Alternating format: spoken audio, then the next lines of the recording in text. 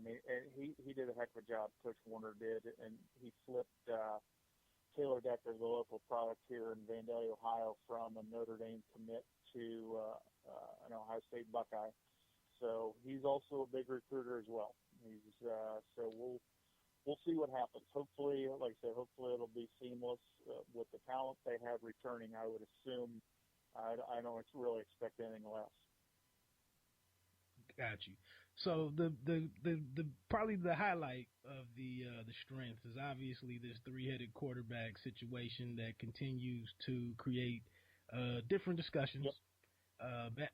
Some just something to fill the time until the season actually starts. But some things that jump out just to mention them or remind some people. Barrett was the second starter who challenged to do a lot of playing going into last season anyway, but he came in at a 67% completion percentage. Touchdown interception ratio was 31-6. One awesome, staggering statistic that I saw on Cardell was just in his postseason run alone, probably outpaced or threatened some teams' total production at that position for the year. But he was 46 of 75 in his 3 games for 742 yards, 5 touchdowns, 2 interceptions, and plus watching the games that he had several key runs, also showing some mobility.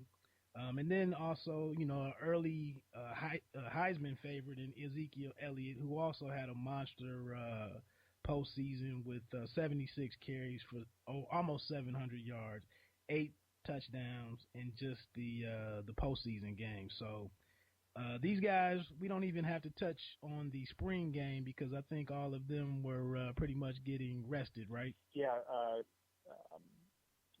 Braxton and JT were coming off surgeries, and right. So it was Cardale got all the snaps for one side, and Stephen Collier, who was a redshirt freshman, got all the snaps on the other side. So it'll be very interesting. I think one thing that I've mentioned in the past is people, although Cardale 12 gauge had one heck of a postseason run, people forget that JT was the 5th in voting for the Heisman Trophy. So, he got off to a little bit of a rough start, but in the big games he ended up playing well. He pretty much single-handedly won the Penn State game for them, and really, after some Jalen Marshall fumbles at Minnesota, was able to pull that game out on the road in a driving snowstorm and ice storm up there. And so the thing people have to remember, he was Urban Meyer's recruit, and so I know they're going to be focused on all the analytics, and they're just going with all the stats as far as trying to determine who's going to be the starting quarterback. So it'll be interesting to see how it plays out. All right. You have 15 starters coming back in total. Before we get into the season, what's your thoughts as a team, as a person that's going to be taking these games in week to week, as a huge fan, alumni of the university, the Ohio State University? How would you like to see it play out as far as distributing these minutes or these snaps under center? Well, and also I'll throw in as a season ticket holder too. So I'll be there firsthand trying to see how that competition plays out. But my assumption is that JT will probably. I would be shocked if he doesn't have the job, win out the job. Braxton obviously is extremely, 2-time Big Ten Offensive Player of the Year, but hasn't taken a snap in, really a year and a half. The Clemson game of 2014 or the last time he threw the ball in a competitive situation. So we'll see how that plays out. And Cardale, although he's a fourth-year junior, I think most people assume this would probably be his last season on campus just because of his age. Because he went to Fort Union Military Academy before coming to Ohio State, where he redshirted his first year. So I don't know if he's 23 yet or not, but he's real close to that. So we'll see what happens. I just like the versatility that JT brings. I like how his demeanor, he's not too high, not too low. He's pretty much got an even keel. And although he doesn't have the physical attributes of Tim Tebow, he kind of reminds me a little bit of just his willingness, is kind of an inner strength he has. I think Coach Meyer, it kind of reflects Coach Meyer, and I honestly seem to think that's how it's going to play out. Okay. So that's JT Barrett starting the season most likely, with Braxton probably getting in more and more snaps as he gets situated in the offense and gets some contact, some in-game contact. So I agree with you. I think that's kind of how it plays out. Again, this is Pay Me No Mind. I'm on with my special Ohio State contributor, DT. Absolutely. And season-wise. Yeah, and it kind of rolls into that, Reg. It's with their schedule is not very, it doesn't, at least on paper right now, not very tough. So you would assume that they'll get a lot of snaps. Cardale will be able to get some snaps, JT some snaps. I mean, they're at Virginia on the Labor Day Monday, but then they've got Hawaii, Northern Illinois, and Western Michigan. So not real taxing of a pre-conference schedule. Exactly, I agree. Do you think they tried to get a little payback against the Hokies? Well, I'm telling you, that's really it'll be interesting. It's going to be a night game, 8 o'clock, the only game on that day, and so we'll see. I mean, there's not a lot of accommodations near Blacksburg for Buckeye Nation to invade Western Virginia, but I would assume a couple thousand will show up or two, and we'll see how it goes. But Virginia Tech, actually, their quarterback is returning, Michael Brewer.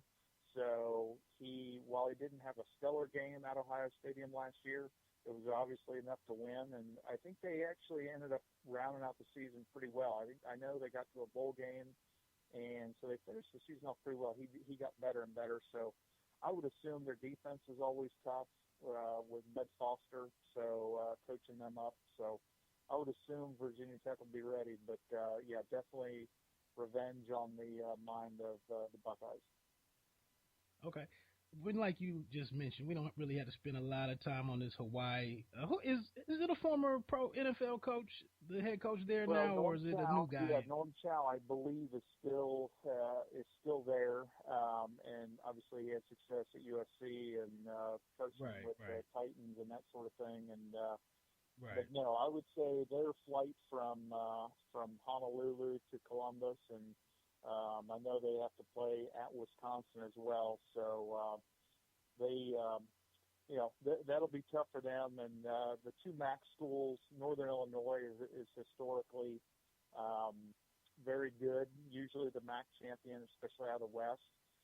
And Western Michigan has had some history, but since both of those games will be in Ohio Stadium, I would suspect they'll be at least double-digit, maybe even 3-touchdown favorites against both of those schools. I agree. Northern Illinois usually has one or two pro prospects on the field at any given time, so that could be an interesting game for a while. But I agree with you. I think both of those, Ohio State takes those runs away and hides with it in the third and fourth quarter. So as we open up the Big Ten schedule, the conference schedule, we open up with you guys open up with the Indiana Hoosiers, who don't have Coleman back there, running back this year. Correct. No, but they will have their quarterback who was able to beat Missouri. His name escapes me. Nate Sutfeld, maybe, I think is his name. Kind of a strong arm kid. Right. They went to Missouri last year and beat them, and then he got hurt like a year after that.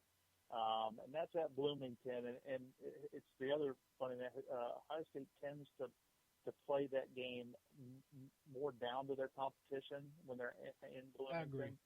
So, and that's usually a night game too. So the Hoosiers will be all liquored up and ready to try to spoil an Ohio State perfect season. So we'll see.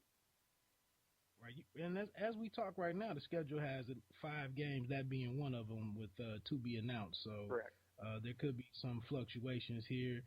Maryland is up next.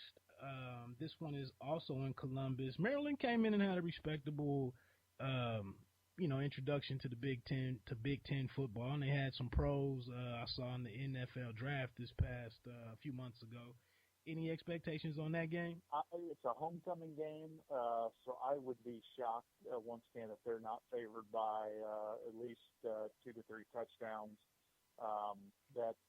Maryland, I think, is still a year or two away from, maybe even 2 or 3 years away from challenging Michigan State and Michigan and Wisconsin for kind of the upper echelon. But I think where Maryland's going to try to get their bones is beating Rutgers and trying to get a game or two against Penn State and that sort of thing.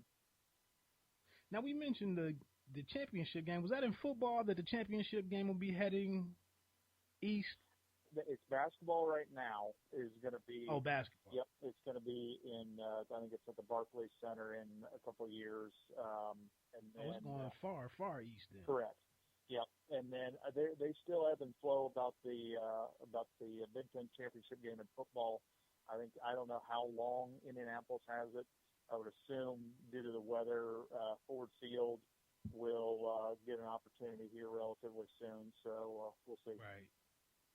The new field opening up in Minnesota too will probably also want to bring in a big attraction. In one of his opening initial seasons, I would imagine. So after Maryland, we get into one of the traditionally one of the more competitive games. We'll have Penn State. Well, they won't be able to do a whiteout as they will be visiting Columbus. I know it'll be interesting to see how we turn the tables on them. Obviously, they've got the pro prospect going into last year, and unfortunately, he didn't have that great of a sophomore campaign, Christian Hackenberg. But I would assume they're going to the main issue for them is he had very little time to throw all last season, and I would assume they're going to try to get more depth in that offensive line and that sort of thing. So he's got a cannon of an arm and a quick release, not very mobile, but once again, with it being at Ohio State and being an 8:00 start, I would assume Ohio State should be able to pull that one out. I agree.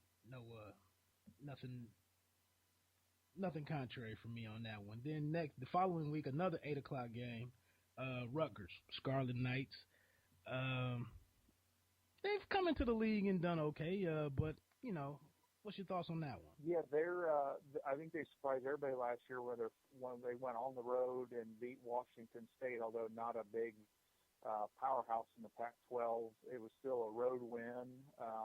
Right. And it helped them out. I won't mention their biggest home game on campus last year, maybe ever, was when the Wolverines came to town. But I would expect there'll be quite a few Ohio State alumni from New York City that'll be there, and I guarantee it'll be their largest crowd ever, and especially for an 8:00 start. But I don't remember them having a lot returning. I think their quarterback graduated, and he was, I think, their all-time leading thrower. So I would suspect they will have some issues trying to stop Joey Bosa, and that'll be a difficult one for the Scarlet Knights.